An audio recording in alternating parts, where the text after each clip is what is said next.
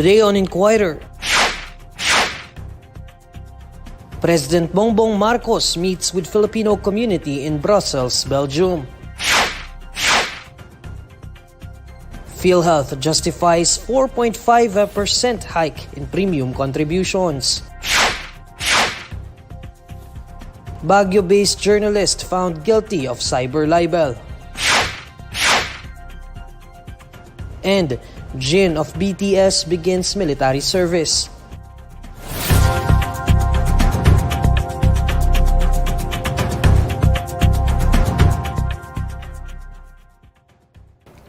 Good evening.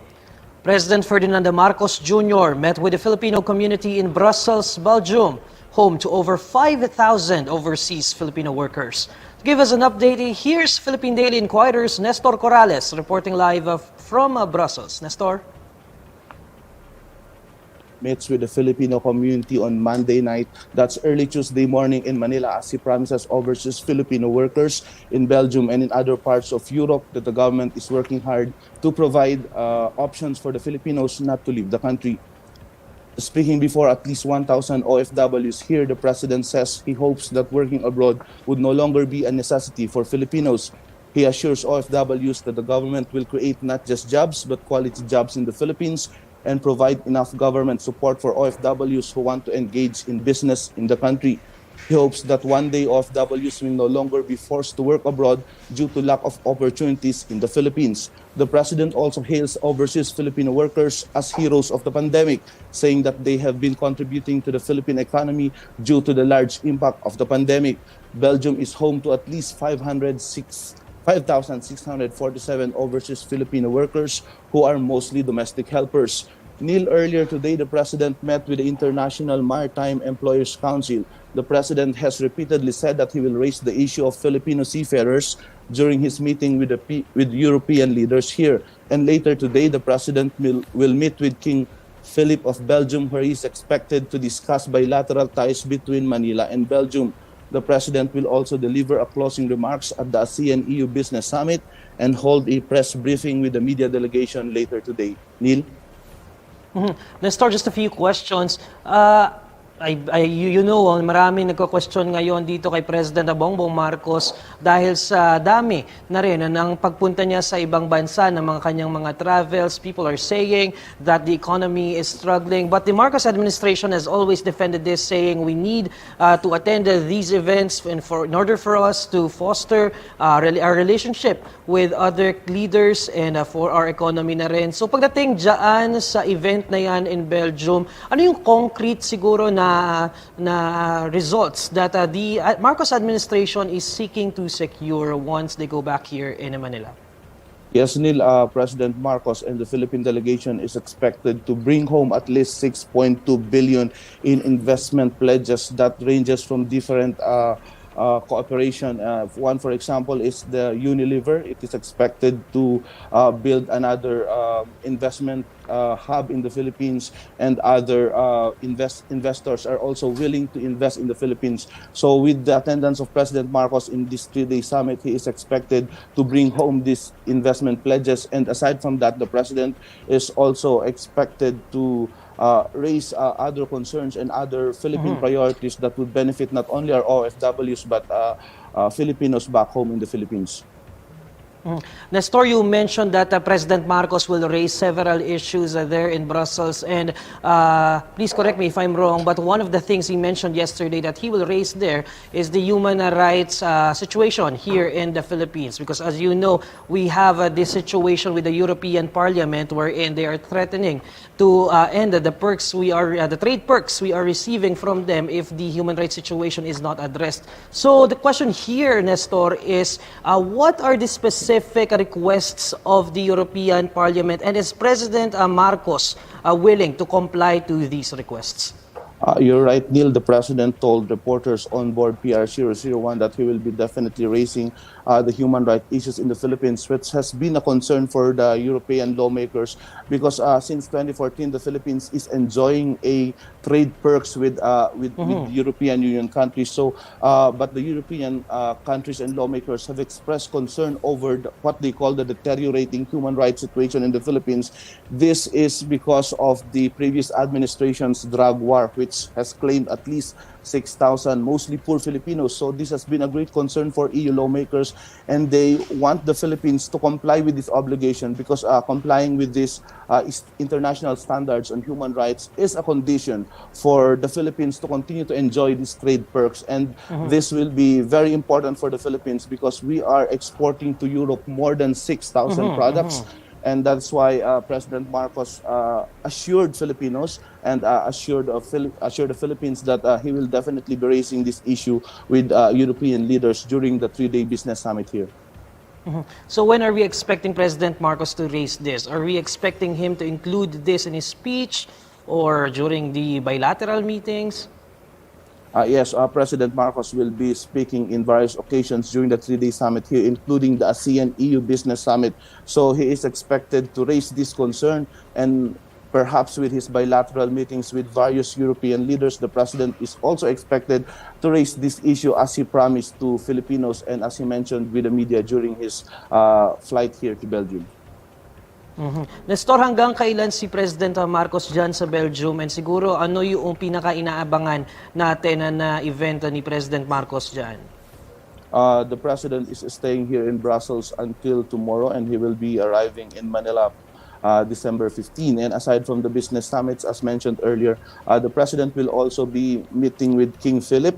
He will be raising issues to further enhance bilateral ties between Brussels and Manila. He will be meeting with a business leader here. As mentioned earlier, that's very important because the Philippines or the president wants to bring home investment pledges, which will definitely help the Philippines in its pandemic recovery. Okay, we'll wait for more updates straight from Brussels. Thank you, Nestor. That's Nestor Corrales reporting live from Brussels in Belgium. The 4.5% increase in premium contributions next year will help the state-run Philippine Health Insurance Corporation, or PhilHealth, fulfill its mandate to implement the government's universal health care program, according to a senior PhilHealth official. PhilHealth Senior Manager Ray Balenya said that the additional contributions would help sustain the current level of benefits enjoyed by PhilHealth members. Balenya said Republic Act No. 11223, or the Universal Health Care Act of 2008, provides for the premium increase of 4.5% in 2023 from 4% this year. He added that the contributions would help members pay for a big chunk of their medical expenses should they get sick or require hospitalization.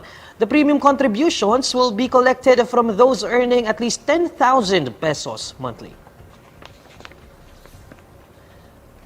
Baguio-based journalist Frank Cimatu was convicted of cyberlibel over a Facebook post against former Agriculture Chief Manny Piñol.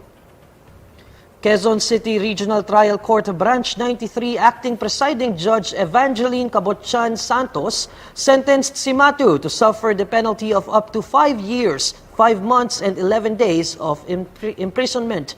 The journalist was also ordered to pay Piñol the sum of 300,000 pesos in moral damages. A libel case was filed against Cimatu for his Facebook post, which insinuated then Agriculture Secretary Piñol committed corrupt acts and gained 21 million pesos in 6 months during the bird flu outbreak. The court also said that the social media post was made with reckless disregard for whether what Cimatu said was true or not, and that he did not present any evidence to prove his claim against Piñol. While Piñol already commented on the post explaining his side, the court said Cimatu did not relent in his actions but went on to continue defaming the private complainant. While Cimatu said his post was intended to be seen only by his friends, the court pointed out that during the pre-trial, it was stipulated that the post was viewable by the public. On the same day that journalist Frank Cimatu was convicted of cyber libel, Senator Risa Hontiveros announced that she filed a bill decriminalizing libel. Senate Bill number 1593 would be known as the Decriminalization of Libel Act, and it would repeal several articles of the revised penal code referring to libel. It would also repeal the Cybercrime Prevention Act of 2012.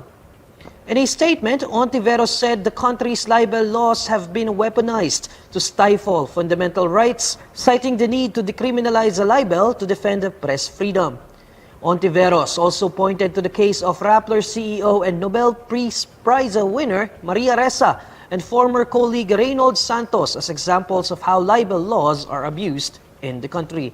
She added that cyberlibel has been used to silence journalists. Members of the European Parliament have urged the Philippine government to give due process and fair trial to 10 human rights defenders who are facing trial for perjury. In a letter, the MEPs reminded the government of the European Parliament's resolution addressing human rights violations in the country. MEPs demanded that the 10 human rights defenders and members of Karapatan, Gabriela, and the Rural Missionaries of the Philippines be granted a due process and fair trial. They added that this entails refraining from criminalizing those who peacefully and legitimately defend the human rights in the country, in accordance with the United Nations Declaration on Human Rights Defenders. The case against the 10 rights advocates happened after the three organizations sought a writs of amparo in 2019 before the Supreme Court as a Malacanang, and the military tagged them as terrorists. The Rural Missionaries of the Philippines allegedly lied under oath for saying that it is a registered non-government organization when their Security and Exchange Commission certificate had been revoked, leading to the filing of a perjury case against the human rights defenders.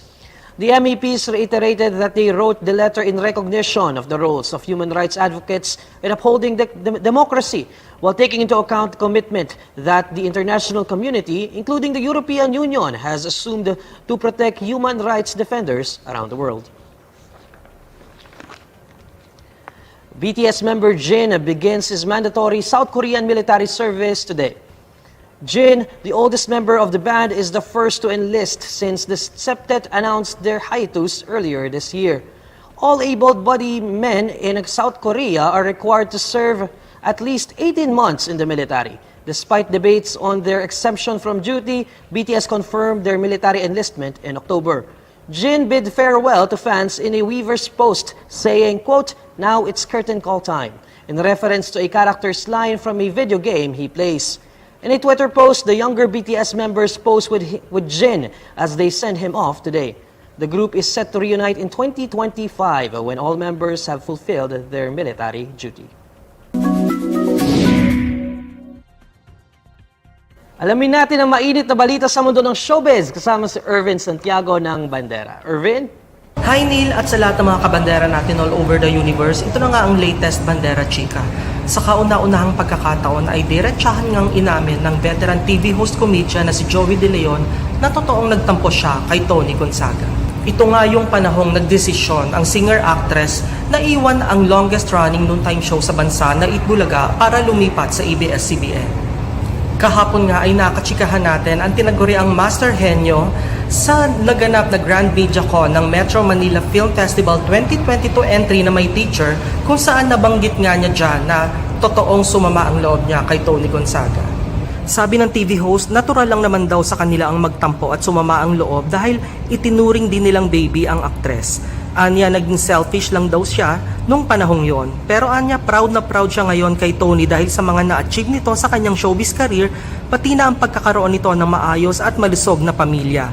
Naibahagi naman ni Tony na pagkatapos niyang iwan ang longest running noontime show sa bansa ay hindi pa rin naman naputol ang komunikasyon nila ni Joey.